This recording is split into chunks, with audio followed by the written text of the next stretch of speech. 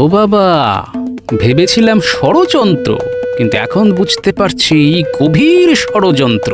ঠিক আছে ষড়যন্ত্রী মশাই, ঠিক সময় মতো হাটে তোমার হাঁড়ি আমি ভাঙবই। তাহলে ব্যাপারটা এই দাঁড়াচ্ছে যে মহারাজকে ঈশ্বরের অবতার বানাবার ভড়ং করে মহারাজের সিন্দুক থেকে সব মোহর হাতিয়ে নেবার মতলব। আমি থাকতে যে সেটাই আর হচ্ছে না মন্ত্রী মশাই। কান ধরে সব মোহর তোমায় মহারাজের পায়ে ফিরিয়ে দিতে হবে। গোপাল দাদা, তোমার কাছে আসছিলাম। আমার কাছে? হ্যাঁ, রানীমা তোমায় ডেকে পাঠিয়েছেন, বললেন খুব জরুরি। তাহলে চলো রানীমার সঙ্গে দেখা করেই আসি, চলো। কিছু একটা করো গোপাল, কিছু একটা করো, কিছু একটা করে মহারাজকে এই ঈশ্বরের অবতার সাজার পাগলামি থেকে বাঁচাও। সে তো বাঁচাবোই রানীমা, আর তার অনেকটা কাজ আমি গুছিয়েও ফেলেছি। কিরকম? সেটা না হয় সময় এলেই দেখতে পাবেন। আমি তাহলে এখন যাই রানীমা।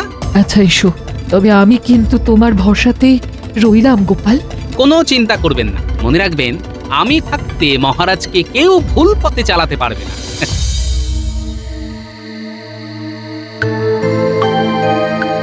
শ্যাকরামশাই, শ্যাকরামশাই বাড়ি আছে নাকি? কি ব্যাপার গোপাল বাবু, এই রাতের বেলায় আমার বাড়িতে? একটা খুব গোপন আর দরকারি কথা ছিল। বলুন। তাহলে বুঝতে পারলেন তো আপনাকে কি করতে হবে?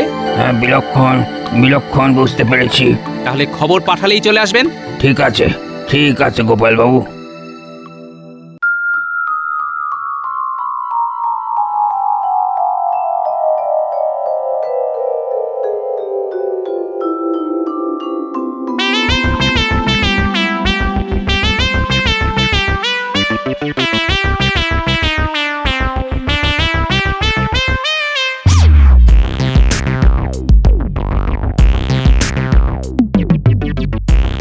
ভেতরে আসবো মহারাজ?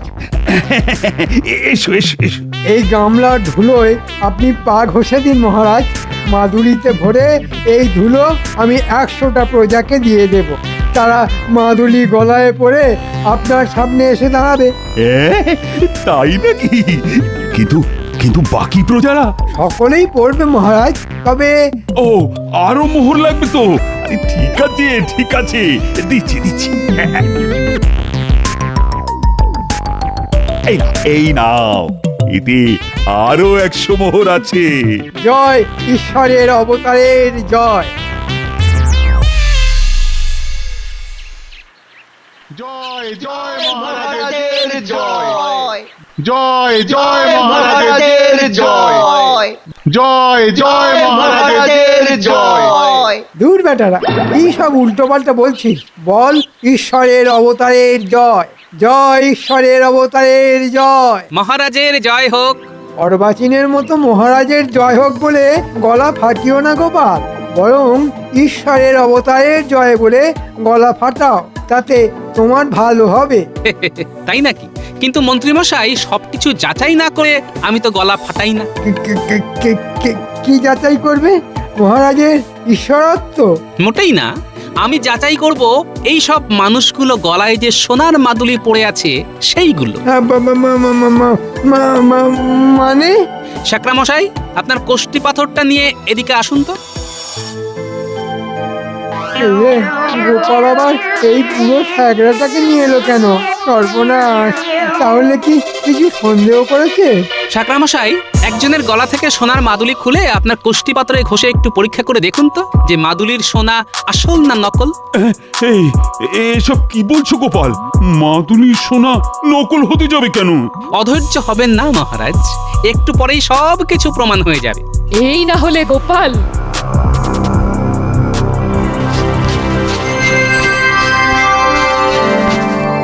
গোপাল দাদা, এই সোনা নয়, সোনার জল করা রূপোর মাদুলি। তুমি কি বলছো কি বুড়ো শেখরা? ঠিকই বলছি মহারাজ। বিশ্বাস না হলে যে কোনো শেখরাকে ডেকে এনে পরীক্ষা করিয়ে নিতে পারেন। মন্ত্রী, এ আমি কি শুনছি? মন্ত্রী মশাই আর কি বলবে মহারাজ, তার থেকে বরং আমি বলছি। আপনার মাথায় ঈশ্বরের অবতার হওয়ার ভূত চাপিয়ে কোষাগার থেকে সব মোহর হাতিয়ে নেবার মতলবে ছিলেন আমাদের মন্ত্রী মশাই। চরণ ধুলি ভরা সোনার মাদুলি ছিল একটা বাহানা। ও, বুঝতে পেরেছি। সব কিছু এখন জলের মতো পরিষ্কার হয়ে গেল আমার কাছে। ছি ছি ছি ছি ছি।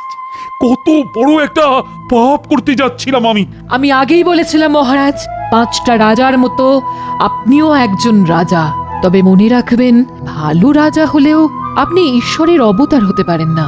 ঠিক ঠিক, আমার মতো রাজা কি কখনো ঈশ্বরের অবতার হয়? না, হতে পারে। ছি ছি ছি ছি ছি। আমি আমার নিজের পায়ের ধুলো আমার আদরের প্রজাদের গলায় পরিয়েছি। তোমরা তোমরা সকলে ক্ষমা করো আমাকে। আর এক্ষুনি এক্ষুনি গলা থেকে ওই মাদুলি খুলে ফেলে দাও।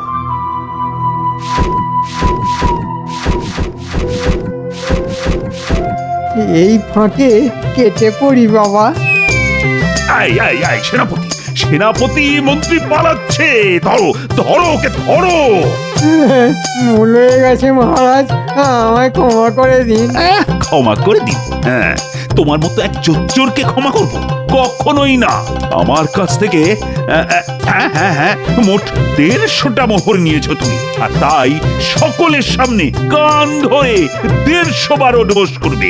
ওরে বাবা, আমি রুগ্ন মানুষ, 150 বার উঠবোস করলে আমার হাঁটু যে খুলে যাবে। আমি যে অক্কা পাবো মহারাজ, আমি যে অক্কা পাবো। আরে অক্কা পাবেন কেন? ওঠবস করতে করতে শুধু সেই মন্ত্রটা বলবেন। কোন মন্ত্রটা গোপাল ভাই? ওই যে মাদুলি, মুখের বুলি আর চরণধুলি। এটাও তুমি জেনে গেছো?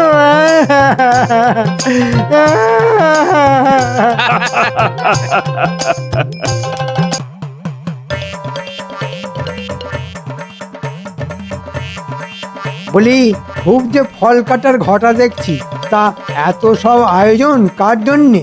নিশ্চয় তোমার ওই গুরুদেবের ভোগের জন্যে।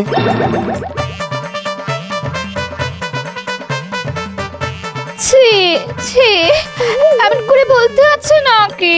গুরু হলেন স্বয়ং ব্রহ্ম।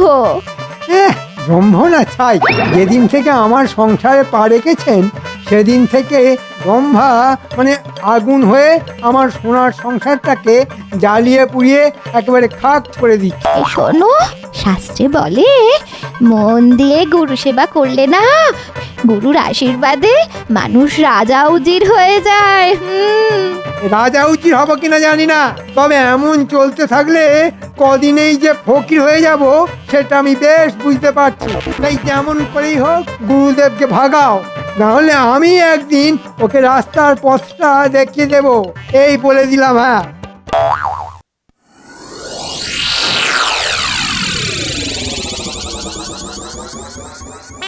কিরে বটা ঘটা, সাত সকালে এমন চুপ করে গাছতলায় বসে আছিস কেন? মনে মনে নিশ্চয়ই কোনো বদ মতলব আছিস। এমা কি যে বলো, বদমতলব আটবো কেন? হাতে তো তেমন কোনো কাজকর্ম নেই, তাই একটু বসে আছি। তোদের হাতে কাজকর্ম নেই, আবার মন্ত্রী মশাইও কদিন হলো রাজসভায় আসছেন। কেমন যেন একটা গন্ডগোলের গন্ধ পাচ্ছি। না না, গন্ডগোল হবে কেন? আসলে আসলে ওই মন্ত্রীমশাইয়ের বাড়িতে তার বউয়ের গুরুদেব এসেছে, তাই তাকে নিয়ে মন্ত্রীমশাই খুব ব্যস্ত। বেশ বেশ বেশ, গুরু সেবা মহাধর্ম। শুনেছি মন দিয়ে গুরু সেবা করলে পাজি লোকও নাকি পাল্টে একেবারে ভালো মানুষ হয়ে যায়। ভালো ভালো, মন দিয়ে গুরু সেবা করতে দে মন্ত্রী মশাইকে।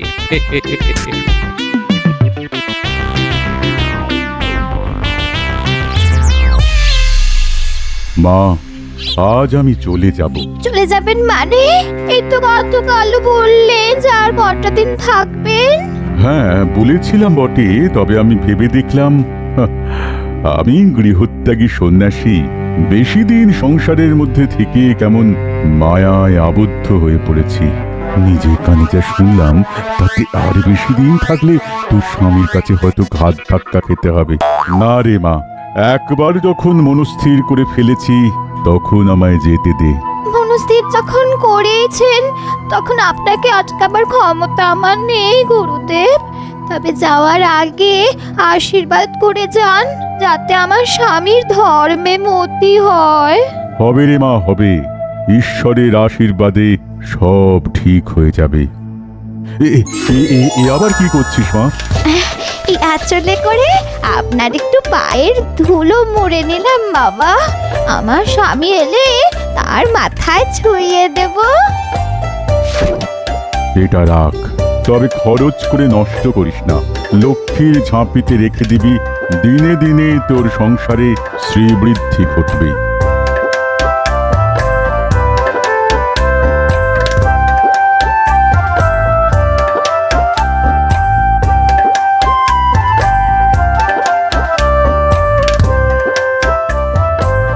কি গো দাদু, কোথায় যাচ্ছো? ওই যে থোর বড়ি খাড়া আর খাড়া বড়ি থোর। মানে এ মা, বুঝতে পারলি না? রাজসভায়। ঠিক ধরেছিস। দাদু, রাজসভা থেকে ফিরে এসে আজ কিন্তু তোমাকে একটা গল্প শোনাতে হবে। আচ্ছা আচ্ছা, শোনাবো শোনাবো। এখন যেতে দে দেখি, না হলে আবার রাজসভায় যেতে দেরি হয়ে যাবে।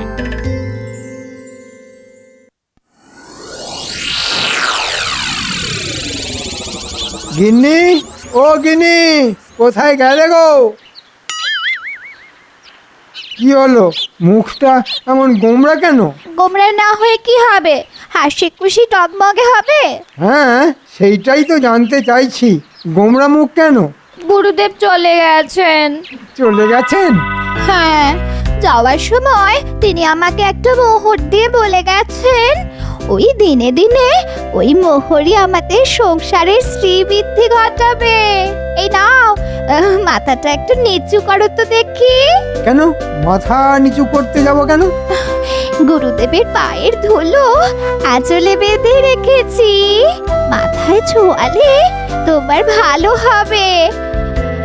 আর যদি মাদুলি করে চরণ ধুলি গলায় ঝুলিয়ে রাখতে পারো, তাহলে মহারাজ আর গোপালের লাথি ঝাঁঝা না খেয়ে মাথা উঁচু করে বেঁচে থাকতে পারবে।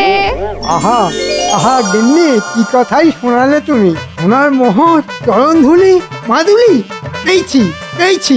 আহা, এই তিনের দৌলতে আমি দুদিনেই রাজা উজির বনে যাব। আমি রাজসভায় যাচ্ছি গিন্নি। চলে গেল।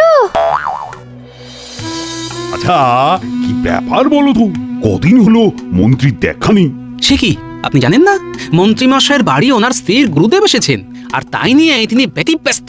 না মহারাজ, আমার গিন্নির গুরুদেব আজই চলে গেছেন, তাই সবকিছু ফেলে একটা কথা বলার জন্যে ছুটে এলাম এই রাজপ্রাসাদে। কি কথা মন্ত্রী? মহারাজ, নিজেকে আজ বড় ছোট মনে হচ্ছে। কেন কেন কেন? এতদিন আপনাকে চিনতে পারিনি তাই।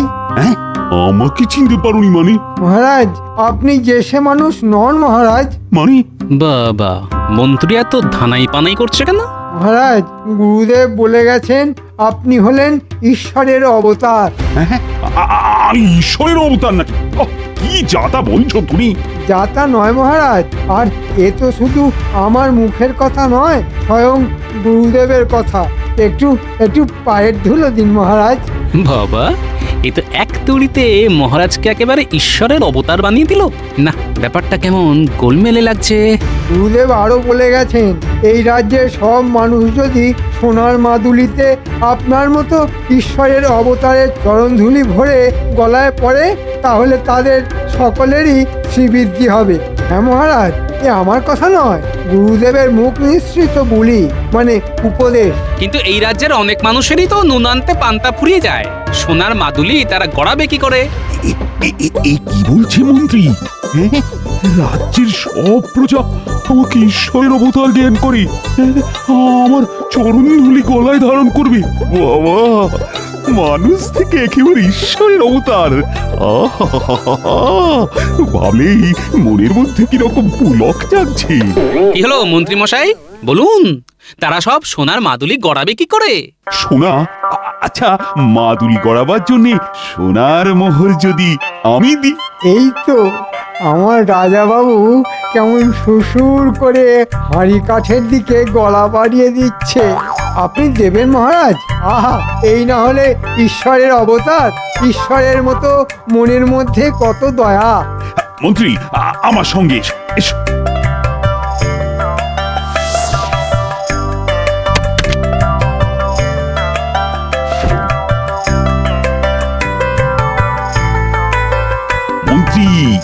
ভেতরে এসো। আসছি মহারাজ। এই নাও মোহরের থলি, 50টা মতো আছে।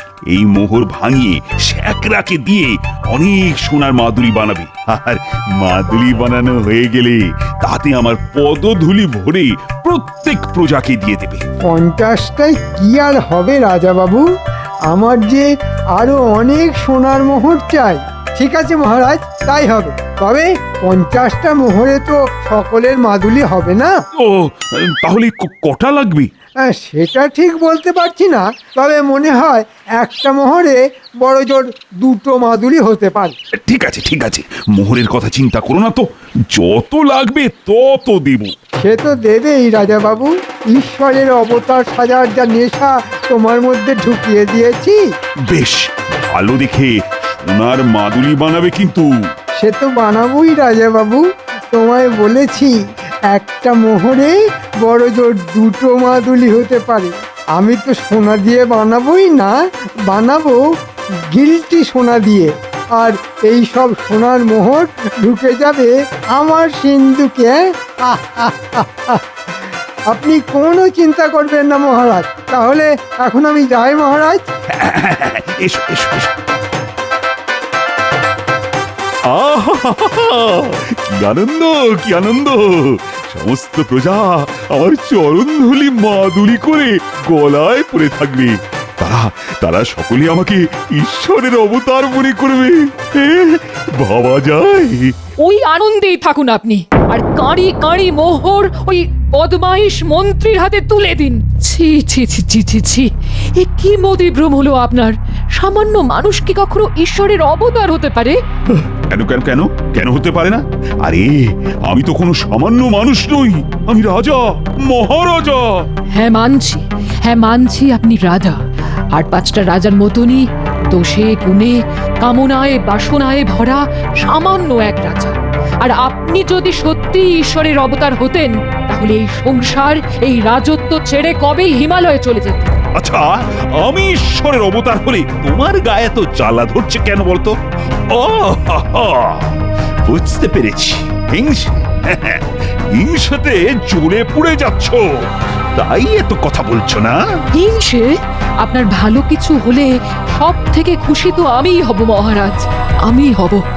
কিন্তু তবু আমি খুশি হতে পারছি না। কেন জানেন? কারণ মন্ত্রীর কথায় নেচে এটা নিছকই একটা অলীক কল্পনা আপনার। তাই আবারও বলছি, মাথা থেকে ঈশ্বরের অবতার হওয়ার এই ভূত নামান মহারাজ, এই ভূত নামান। নিজের পায়ের ধুলো প্রজাদের গলায় পরিয়ে আর পাপ বাড়াবেন না মহারাজ। বেশ, গলায় পড়া, এতে যদি তোমার আপত্তি থাকে তাহলে তাহলে বাপের বাড়ি চলে যেতে পারো। এত বড় কথা বললেন। ঠিক আছে, তাই যাব। তবে এ কথা বলে রাখছি, একদিন আপনি ঠিক বুঝতে পারবেন মন্ত্রীর কথায় নেচে কি মারাত্মক ভুলটা আপনি করেছেন। আজ মেজাজ দেখিয়ে চলে যাচ্ছ তো, কিন্তু এমন একদিন আসবে যেদিন আমাকে ঈশ্বরের অবতার জ্ঞান করে তোমাকেও আমার চরণ ধুলি মাদুলি করে নিজের গলায় ধারণ করতে হবে।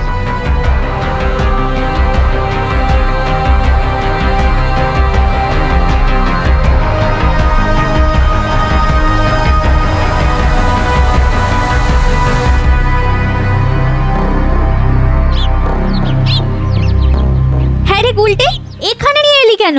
মন্ত্রীমশাইয়ের বাগানে না অনেক ফুল ফুটেছে, চল কিছু ফুল তুলে নিয়ে যাই। সর্বনাশ, মন্ত্রী মশাই আসছে, এখন কি করব? সামনে দিয়ে যেতে হলে তো হাজার প্রশ্ন করবে। তাহলে চল মন্ত্রীমশাইয়ের বাড়ির পেছনে গিয়ে লুকোই।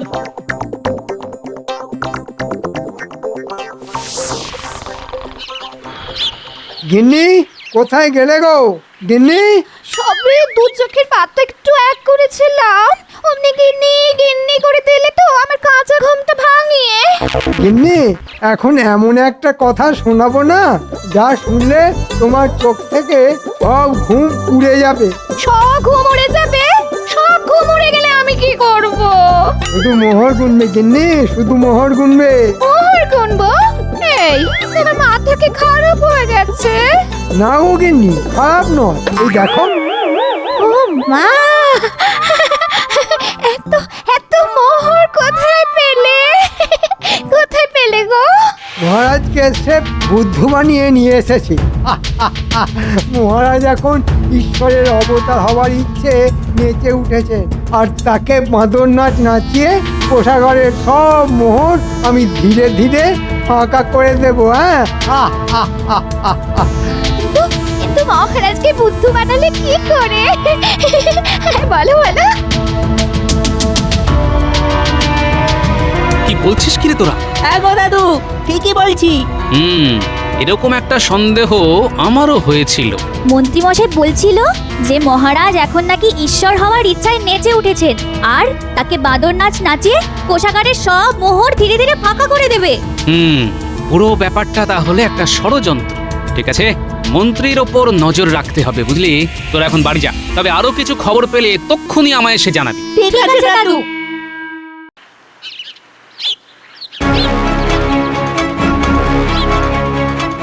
আরে মন্ত্রীমশাই, আপনি কি সৌভাগ্য আমার! বলুন বলুন, কি প্রয়োজন? শোনো, দুদিনের মধ্যে তোমাকে নিদেন পক্ষে বড় দেখে 100টার উপর মাদুলি তৈরি করে দিতে হবে। দুদিনের মধ্যে 100টার উপর মাদুলি? হ্যাঁ, 100টার উপর মাদুলি। আর শুধু মাদুলি করে দিলেই চলবে না, প্রত্যেকটা মাদুলি হবে সোনার জল করা। এমন নিখুঁতভাবে সোনার জল করতে হবে যাতে খালি চোখে দেখলে মাদুলিগুলোকে আসল সোনার বলেই মনে হয়। খুবই কঠিন কাজ। তাই তো তোমার কাছে আসা। আচ্ছা আচ্ছা, চেষ্টা করব। না, চেষ্টা করব বললে হবে না, করে তোমায় দিতেই হবে। আর এই নাও, তোমার কাজের পারিশ্রমিক হিসেবে একটা সোনার মোহর রাখো। আমি চললাম।